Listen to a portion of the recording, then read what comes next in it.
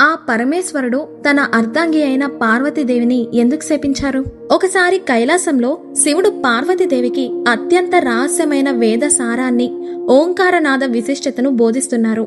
అది లోక కళ్యాణం కోసం జరిగే బోధన. కానీ ఆ సమయంలో పార్వతీదేవి ఏకాగ్రత కాసేపు పక్కకి మళ్ళింది. సముద్ర అలల మధ్య ఆడుకుంటున్న చేపలను చూస్తూ ఆమె పరధ్యానంలో పడిపోయింది. గురువుగా శివుడు చెప్తున్న జ్ఞానాన్ని అశ్రద్ధ చేయడంతో ఆయనకి ఆగ్రహం వచ్చింది. నేను పరమ సత్యాన్ని బోధిస్తుంటే నీవు చేపల మీద ధ్యాస పెడతావా? అయితే భూలోకంలో జాలరి కన్యగా జన్మించు అని శపించారు.